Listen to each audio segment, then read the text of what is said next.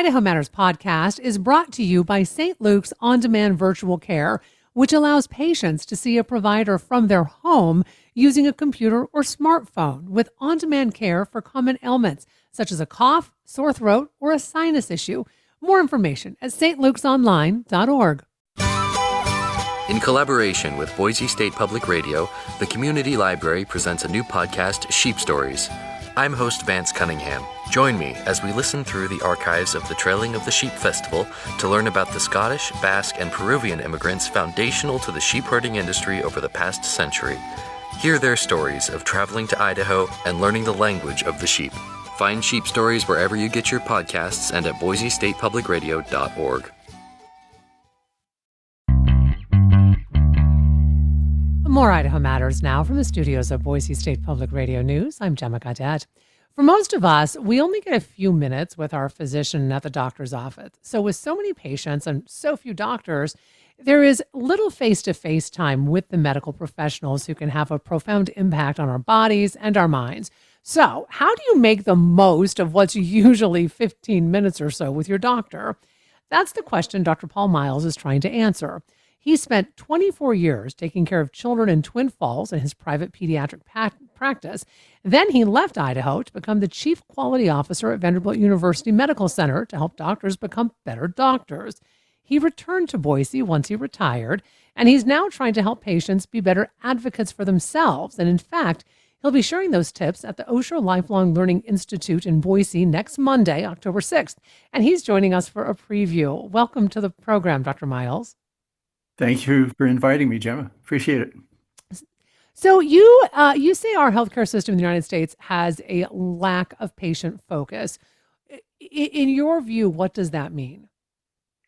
I think that a lot of people begin to realize, Gemma, that the greatest untapped resource for improving healthcare are patients.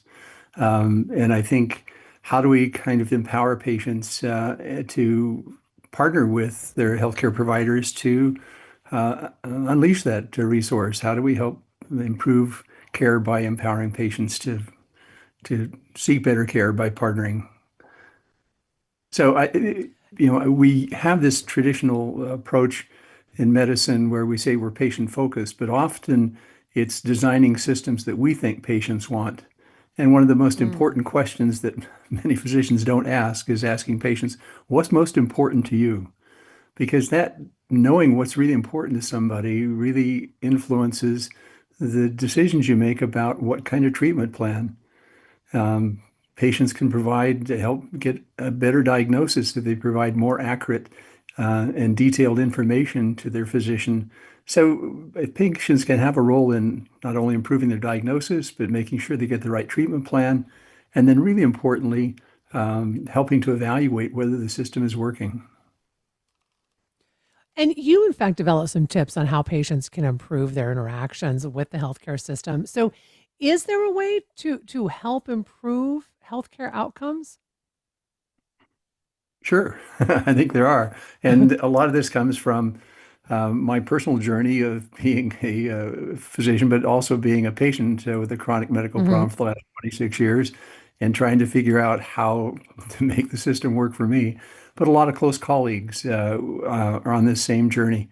And there's this kind of national, international effort of saying that partnership is this term called co-production, that if you have patients and physicians working together, you can design a better system, you can deliver that system, you can help and evaluate it. So I think it starts with patients having the right attitude. You need to be, I think, assertive, but respectful. We live with medical problems, but when we can't solve them, we interact with the healthcare system. We're called patients, and we want good care. Okay, we want the best science, but we want that done in a way that's tailored to what we need. So I think we have to respect physicians and nurses that they're working really hard in a dysfunctional system, and most of the problems that we run into have to do with bad systems and not with bad people. So I think it starts with having the right attitude, being assertive, but being respectful. I think being curious. I think being willing to collaborate, and then acting with kindness and always giving people the benefit of the doubt. So it starts with that. I think secondly, then it's learning to tell our stories. In that mutual partnership that we form, physicians and providers have expertise in medical science, but patients, Hmm. we're the experts of our living with a medical problem. We know what it's like to be a 75-year-old person with diabetes living in Boise, Idaho. If we don't tell our physicians that story of what's important to us and how we're living with that problem, they don't really see who we are as a person. They only see us in that 10 or 15-minute really rushed visit as kind of a problem. They're busy with trying to dictate properly. And so I think it starts with having the right attitude. Secondly, then being able to tell our own story, um, yeah, our own personal story, but telling our medical story in a condensed, accurate way. And I think one of the keys is to tell that story in a language that physicians understand.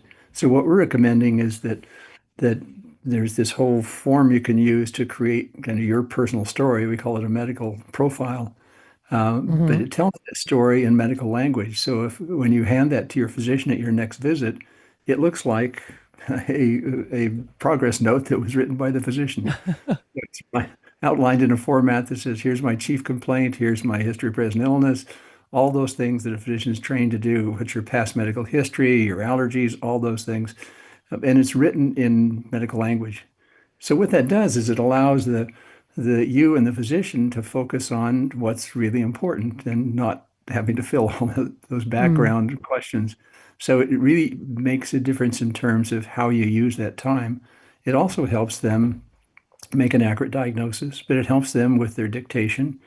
And it signals to them that here's a patient that is going to partner with me, that's going to work together to try and get really good outcomes. So it has to be mutually beneficial for the patient, but also for the provider. So I think it's Hmm. forming that profile. It's a story that you can tell, but it's focusing on the next step, which is your next visit. And so Okay. go ahead. No, what I was going to ask then, sorry to interrupt you, is that so if you write down this medical profile, as you're saying, Yeah. because we always hear about, oh, write down all your questions you have for the doctor, right? Right. This is the first time I've heard like, well, write your medical history down. So, Yeah. and that seems to just make such good sense. So, what about would the next step be like if you do have specific questions? I mean, should folks write those down? I mean, what other specific steps should people do once they do this medical profile? So it do the medical profile, and then it's called a next visit plan. Okay, it's a pre-visit plan. So that's where you would write down if, say, if you're going in for a new problem, there's a set of questions you would answer to tell that story in a medically relevant way. But then you would put down what your concerns are. Is this serious? What what does this mean if you're going in for your annual physical? It's kind of like, okay, what can I plan for the next year to stay healthy? If you're going in Hmm. for a follow-up for a chronic problem, what? So it depends on the next visit in terms of the questions you ask and the form that you use. But once you're armed with that, then when you go in for the visit, and say you went in and the doctor told you, uh, gee, Gemma, you have this diagnosis, and you say, well, I'm not really sure what that means. We have a whole set of questions you should ask to clarify that.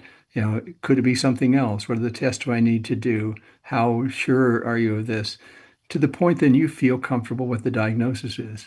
And the next step is they say, okay, then this is what I think we should do to treat this problem. And you should ask then, are there other alternatives? Or what if I don't do anything? Or Hmm. if I have to have more tests, what are those? And really important is they say, well, you need surgery. So the questions I Hmm. personally ask if I'm referred to a surgeon are these, and I've done this several times. How many of these have you done? What's your complication? What are your outcomes? Hmm. And are you going to do it? And not maybe one of your trainees or something. So yeah, I've been to Mayo Clinic and I asked exactly those questions. So it's guiding somebody through really the next step, which is how do you go through a visit with your physician to start to form that partnership? Because we think that's been for me as a physician, and I think me as a patient, the best care happens when I can have that partnership and the physician sees me as a person, not just as Hmm. a patient or a problem, but I can see them as a person as well. My cardiologist and I both like to fly fish, so half of my visit is talking about our fly fishing adventures. Um, so I think it's the kind of magic sauce is when you can form that kind of partnership where you know somebody knows you as a person and is going to listen to you, tailor your care to fit your needs, so that Hmm. that professional uh, patient partnership is really key, and patients can work to build that. What about getting a second opinion, and especially if you've built up this relationship with a physician, and maybe it has something to do with a procedure or surgery. And I mean, I'll tell you this: I recently um, got a second opinion about a medical procedure, and it Mhm. worked out great. I ended up going a different route because I didn't want something that was radical. I mean, there was an option that was much less invasive and for me a better outcome. I think it's hard for people to sometimes say, you know what, I'm going to go get a second opinion, and it has nothing to do with the physician you're working with. It's more like this might be a better option for me, but I think it's hard to advocate for yourself and to put yourself in that position of getting a second opinion. So how does someone navigate a situation like that? Well, that's a really good example because I've been in the same situation myself, Gemma. One, I would say it starts with having a really good primary care physician, okay, who can kind of quarterback all of these issues and kind of point you in the right direction toward the right kind of specialist or somebody for a second opinion, but should never be concerned about asking for a second opinion. And I think most physicians are not offended by that. They're glad to welcome to see another view for this. But I think there's an important point you're raising is that each one of us has a unique personal story, unique medical story, but physicians have unique medical stories as well. Not every physician is the same in terms of their training and their approach. Um, and I think that's where being an activated patient and doing what you did to search out what are the options to decide what's best for you is where patients can make a difference in terms of the safe care they get, the quality of care they get. I think you have to realize that not every physician is exactly the same. I think they're all well-intentioned, but they Hmm. have different levels of expertise, different levels of training. And that's why I think if you have any questions or uncertainty, asking your primary care provider, who should I see? If you go to see that um, specialist and they're offended by your asking for a second opinion, or the surgeon says, well, I is offended if I ask about their quality of care, then go find somebody else. I mean, it's your life. I think that's where patients need to realize that they can play a role in the quality of care they deliver. Hmm. But I think always being respectful as well, because I think physicians and nurses are working really hard in broken systems. And sometimes, they don't know what all the other options are. And that's why sometimes seeking out either, you websites like Mayo and Cleveland Clinic, which are really Hmm. good resources. I'm glad it worked And out for before you. I it did. It really did. And I will say this, that I think, what you've said about the respect part is so critical, right? Because I don't think and I've not run into a healthcare provider who doesn't want someone to have a good outcome, right? But it is sometimes, as you said, it's not you can't expect every doctor to have every level of expertise that you might need in a certain situation. So with that said, before I let you go, I mean, it sounds to me that it is really needing to create a partnership with your healthcare provider, and how, and beginning that conversation to get the care that you want to have. That's the key. I think the key to really good care is establishing that partnership. Because if you have that partnership with your provider who sees you as a person and is concerned about what's important to you, they're not going to be offended if you have a second opinion. You say, gee, I'd really like to be really sure about this. and a provider who says, okay, this is the limit of what my knowledge is, and I would love to hear what somebody else has to say. Um, but that really important point that most people go into medicine because one, they like science, but two, they really do want to help people. And I think establishing that partnership with patients is part of the answer to physician burnout because physicians don't want to spend all day long just focusing on a problem and doing electronic medical records.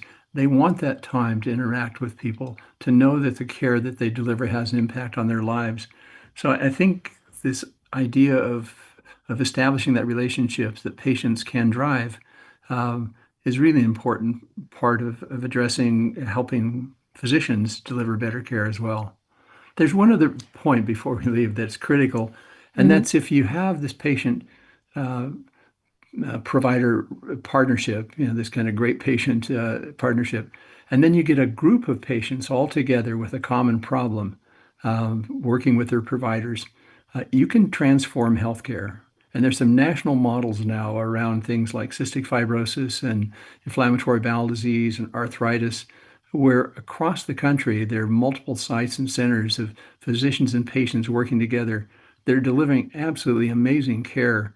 So it isn't just partnering with your provider, but this idea that if you then got a bunch of other people to say in the Treasure Valley, if we got a bunch of seniors together to partner with their care, we could probably transform senior care in the Treasure Valley.